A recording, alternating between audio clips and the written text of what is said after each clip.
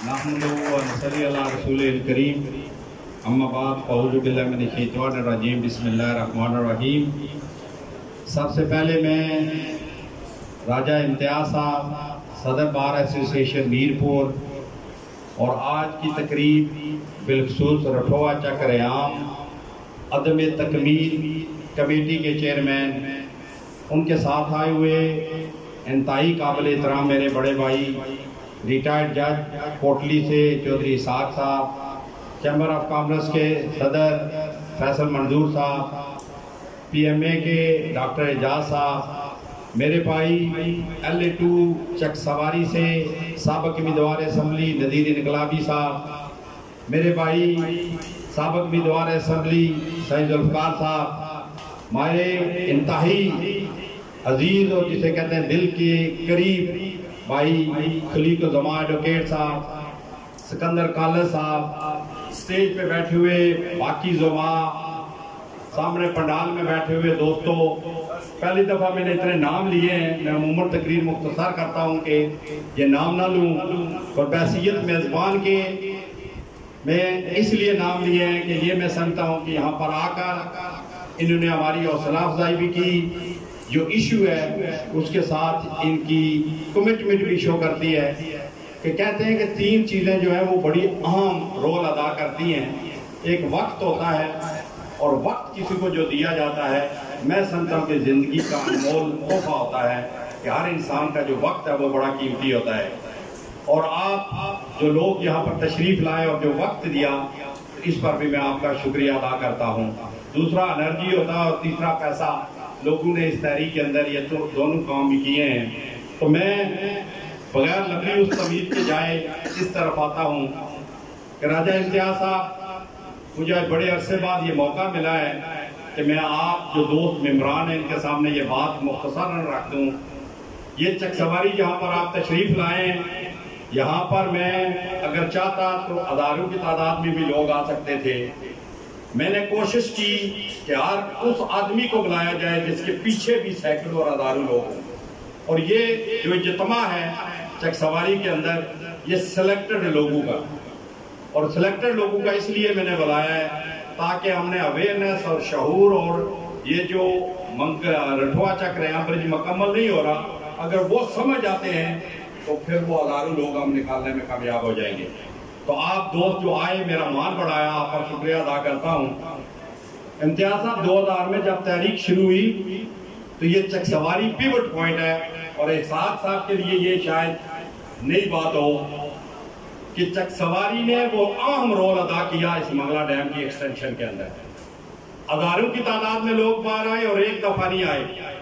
2013 तक जब तक पानी नहीं चढ़ाया जाता, पूरी तवानाई के साथ, पूरी जुर्रत के साथ और अपनी कमिटमेंट के साथ गवर्नमेंट के सामने खड़े हुए, और उसका नतीजा ये निकला कि जब हम यहाँ पर गुफ्तगू करते थे कि मंगला डैम की तोसी हमें मंजूर नहीं है, तो उसका क्वेश्चन होता था क्यों, और उसका जो क्यों का जवाब हम देते थे, तो उसकी बुनियाद पर इस कश्मीर के इस हिस्से को, जिसे आजाद कश्मीर कहते हैं, उसको एक बड़ा बेनिफिट मिला है। वो किस शक्ल में मिला?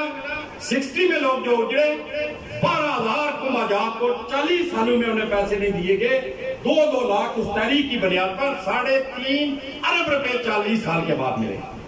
6 ग्रिड स्टेशन आजाद कश्मीर को मिले जो हुकूमत पाकिस्तान ने कमिटमेंट की थी, नहीं दिया था। फिशरीज के हकूक मिले आजाद कश्मीर को जो हुकूमत पाकिस्तान ने रखे हुए थे, हमें नहीं दिया गया था। 562 लोगों को जो पाकिस्तान में जमीनें अलाट हुई थी, उनका कब्जा नहीं मिला था, उनको वो मिला। 462 लोगों को पता नहीं था कि हमारी जमीनें किधर हैं, उनको उन जमीनों का यहाँ से पता चला। इस तहरीक की वजह से 1967 में बनने वाला डैम करने की कोशिश कर रहे हैं कि 160 मीटर 480 फुट 7 किलोमीटर मुकम्मल, 68 पिलर मुकम्मल, 5 अरब और 20 करोड़ रुपया लग चुका, और वो पिछले 4 साल से नहीं बढ़ रहा। करके यहाँ पर DFC बैठे, लिख लेंगे, आपका मुशर्रफ मीरपुर के अंदर आया था, और इस्लामाबाद में हमने उनको कहा था कि अगर मीरपुर के अंदर आप सही तरीके से इनॉग्रेशन सेरेमनी मंगला डैम की करके वापस चले जाए, तो कहना कश्मीरी बेगैरत है, ये आजादी हासिल नहीं कर सकते। ये इंडिया के साथ नहीं लड़ सकते। तो 30 सितंबर 2001 को जब मुशर्रफ आया तो पूरा मीरपुर बंद था, सन्नाटा था, फौज और पुलिस के हवाले था, मगर मीरपुरियों ने अपनी गैरत का मुजाहरा करते हुए उस चौक में खून गिराकर एक पैगाम दिया कि श्रीनगर में और शहीद चौक मीरपुर में क्या फर्क है, ये लिख के बताएं हमें। मुझे कोई मौजूदगी नहीं है, मेरा घर उड़ रहा है, मेरे माँ बाप की कब्रों में पानी आया है और 22 साल बाद मैं फिर पीटता रहूं, मैं देखता रहूं, मैं चलाता रहूं कि दूसरे का घर महफूज रखूं। ये नहीं हो सकता।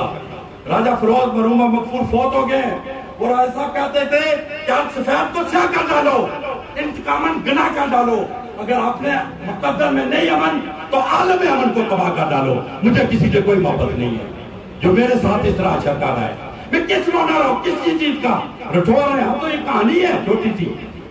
लोगों के साथ जैली को बाजार क्या हुआ, कितने लोग गुजर गए, 5 बेटे इस वक्त बदर की ठोकरें खा रहे हैं और जो गए हैं उनके पास क्या मौजूद है। तो हमने इस बेगैरती को उतारने के लिए बहुत सारे तजर्बात की बुनियाद पर एक ऐसे शख्स को चुना जो रब की तरफ से दिया गया, क्योंकि मैं मीरपुर बार एसोसिएशन को अपाज कहता था और मैं कहता था इसमें ये ऐसी बार है जिसमें बच्चे जन्म नहीं देंगे, क्योंकि इतनी बड़ी बार और वो हकूक के लिए आवाज बुलंद ना करें। तो अल्लाह की तरफ से करम हुआ कि राजा इम्तियाज की शक्ल में मैं चपलूस भी नहीं हूं, मालसी भी नहीं हूं, पालसी भी नहीं हूं, ताबेदारी भी नहीं है कि मैं इनकी कोई करने लगा हूं कि मेरा इनके साथ कोई तल्लक है और कल फायदा मिलेगा। मेरी आखिरी होप राजा इम्तियाज एडवोकेट जो है बार एसोसिएशन के प्रेसिडेंट। अल्लाह की कसम उठा के कहता हूं, मुझे पता ही नहीं कभी लिया मैंने कि कौन बार एसोसिएशन का प्रेसिडेंट बन रहा है, मगर मैं इनके लिए पाँव भी पड़ा हूं, मिन्नतें भी की है, दिन रात किया कि यार 4 वोटें शायद का दरवा दो तो ये बंदा बन जाए, और मैं प्राउड हूं कि ये बने और बने। तो आज ये इस काफिले की क़यादत कर रहे हैं। नॉन पॉलिटिकल इसलिए कहते हैं कि इनका चक्कर ये नहीं है कि यार ये वोटें मांगेगा, कल वोट देनी पड़ेगी, क्योंकि हमारा ये भी अलमिया है। तो ये वोटों के हवाले से नहीं, इनका एक तहरीकी तंजीमी फिक्री एक लाबंदी और पिछले 30-35 साल से ये मुख्तलिफ तहरीकों के अंदर खुसूसन तहरीक आज़ादी कश्मीर के काफिले को लेकर चलते रहे हैं और इनका एक तजर्बा है कि किस तरह हमने काफिले को आगे लेके जाना है। तो मेरी वो बेगैरती उतारने का मौका आया कि हम इनके साथ बैठे और आज ये जो चेहरे आपको नजर आ रहे हैं, जो 8 लोगों को इन्होंने मुंतखब किया बहैसियत मेंबर, ऐसे नाम रखने के लिए कि ताकि एक सिस्टम चलाए, तो उन 8 मेंबरों की क़यादत करते हुए राजा इम्तियाज आज 1.5 महीने में रिजल्ट देने जा रहा है कि उसने पहले मरहले पे क्या, दूसरे पे क्या किया, डडियाल क्या किया, कोटली क्या किया, और आज चकसवारी के अंदर मौजूद हैं। और चकसवारी के अंदर हम आपको अवेयरनेस और शऊर दे रहे हैं और आपसे एक प्रॉमिस ले रहे हैं कि अगर मुझे ये लगता है कि ये बेगैरती है, मुझे यकीन है कि आपको भी ये लगता है, अगर काम दी जाए पुरअमन तरीके से और उसमें आप अपने लोगों को ना निकला तो मुझे बताएं, हम 8 लोग वहां पर खड़े होंगे तो क्या लेगा।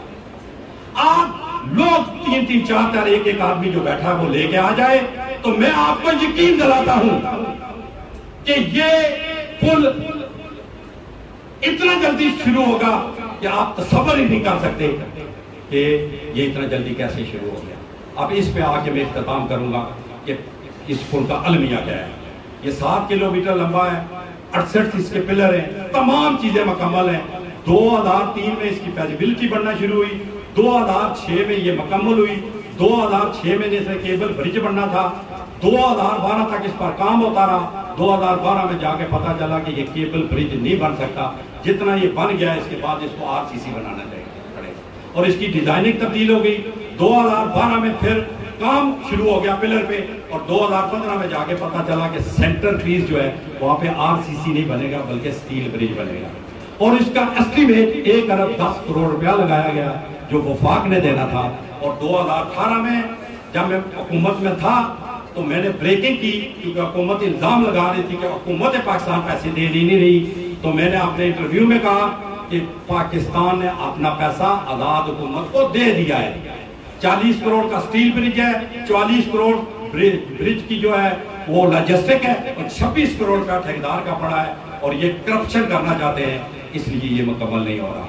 और उन ब्यूरोक्रेट्स का नाम प्राइम मिनिस्टर के साथ शेयर किया, जो काना के 2 ब्यूरोक्रेट्स थे उनका नाम शेयर किया, और उसके बाद राजा फारूक आकर ने मीरपुर और डडियाल में आकर वो तस्दीक की कि मुझे 55 करोड़ रुपया ऑफर की गई है ताकि इस जो सेंट्रल फीस है इसका रेट बढ़ा दिया जाए ताकि इसको मुकम्मल किया। जिसका मकसद ये हुआ कि हमने अपनी निशानदेही, अपनी जो तहकीक है उसको दुरुस्त रखा, और 2018 में आकर वो जो ब्यूरोक्रेट हैं और अपने ठेकेदार के साथ, चाइनी के साथ मिलके उन्होंने ऐसी लॉबिंग कर ली कि हम उससे निकल भी नहीं सकते थे और हम रह भी नहीं सकते थे। और उसी की पोजीशन में आप इस वक्त हम 2022 में मौजूद हैं, और ये टोटल प्रोजेक्ट 1 अरब 10 करोड़ का है। वफाक ने 1 अरब 55 करोड़ दे दिया था, 55 करोड़ रुपया लैप्स हो गए हैं। कल मैं पता करके दोबारा आया हूँ, 1 अरब रुपया और 22 करोड़ रुपए जो प्रॉफिट के हैं वो 101 अकाउंट आजाद कश्मीर का उसके अंदर पड़े। इसका मतलब है पैसा इशू नहीं, इशू है कमिटमेंट, डेडिकेशन, इसको करने की आपकी हलियत कि आप करप्शन में नहीं जाना चाहते, आप करना चाहते हैं, तो वही करवाने के लिए आज हम आपको साथ लेकर निकले कि हमने इसको हर सूरत इन्हीं पैसों में जो है उसको हमने करवाना है। अगर इससे ज्यादा है तो वफाक को छोड़े, आजाद कश्मीर हुकूमत के पास 29 अरब रुपए पड़े, जो 11 अरब होते थे वो उसे उठा के 2 अरब दे दे, हमारा इश्यू तो नहीं है। अगर वो नहीं देते तो हम ये यहाँ पर DFC मौजूद है, लिख कर भेज दें। मसूद खालिद साहब से पूछ लेना कि अमीदाबाद चौक में तुम्हारे साथ क्या हुआ था, सरदार अतीक से पूछ लेना कि तुम्हारा अशर बर्मिंघम में क्या हुआ था। बाकी जो है, क्योंकि मैं स्टेशन पे मौजूद हूँ, 2013 में जब पानी चढ़ाया गया था तो ये पनियाम डाइक में जो अशर हुआ था वो देख लें कि हम क्या करने वाले हैं। और अब तो क्यादत हम न्यूट्रल, जिसे बहुत लफ्ज मशहूर है कि सियासी इस वक्त न्यूट्रल एक प्लेटफॉर्म है, उनके अंडर है, तो हम आप उसे ये काम उसी तरह निकलवाएंगे जिस तरह हमें निकालने का हक है। आपका फिर शुक्रिया, आपने टाइम दिया है। मुझे यकीन है कि आप अपनी गैरत और अहमियत का मुजाहरा करते हुए आइंदा भी इस तहरीक का हिस्सा रहेंगे। चकसवारी वालों, आपका मैं शुक्रिया अदा करता हूँ कि पिछले 22 साल से आप लगातार इस तहरीक के अंदर मौजूद है। मगर यहाँ पर अगर मैं चंद शख्सियात का नाम लूँ बड़ी जाती होगी, खसूसी तौर पर सूफी रशीद मरहूमा मकबूल, कि उन्होंने अखबारात के अंदर नवाए वक्त में सबसे पहले लिखा, और चकसवारी के प्रेस क्लब ने इस तहरीक के अंदर जो काम किया है कि यहाँ 22 साल में खड़े होकर कहता हूँ कि मुझसे 1 रुपया लिए बगैर इस तहरीक के अंदर वो रोल अदा किया है, शायद वो लोग कम दे सकें, और प्रेस क्लब जो है वो उसने ज्यादा रोल अदा किया है। और बाकी भी दोस्तों ने, जैसे ये रुपयाल होटल वाले हैं, इन्होंने बड़ा कंट्रीब्यूशन किया है इस तहरीक के अंदर। बादशाह रशीद साहब थे, उन्होंने बड़ा कंट्रीब्यूशन किया है तहरीक के अंदर। एक दिन चलाना तहरीक और 13 साल लगातार रखना और 22वें साल में भी उसको जारी रखना आम खाला जी का काम नहीं है, और अल्लाह ताला ने हमें इस पे सरफरू किया है। इम्तियाज साहब, हम बैसियत चकसवारी आपको यकीन दिलाते हैं अल्फाज से भी, हकीकी तौर पे, क्योंकि मैंने इनका जितना पोटेंशियल है देखा हुआ चकसवारी वालों को। यहाँ पर वह क़यादत बैठी है, साई साहब है, खलीको जमात साहब है, नजीर इनकलाबी साहब है, इस LA2 के वोट इनके पीछे खड़े हैं।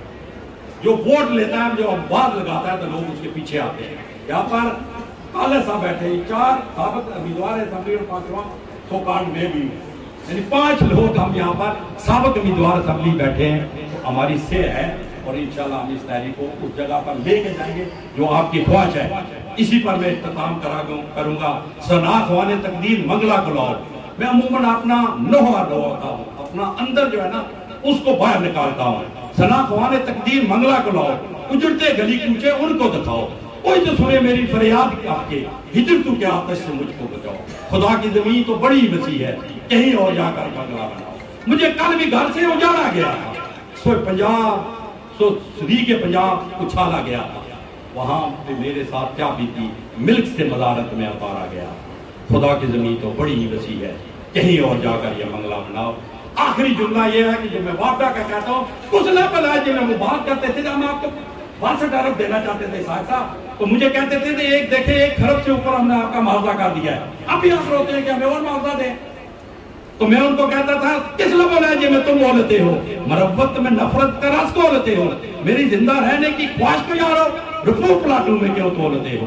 खुदा की जमीन तो बड़ी वसी है, कहीं और जाकर ये मंगला। Thank you very much. शुक्रिया जी। मैं इस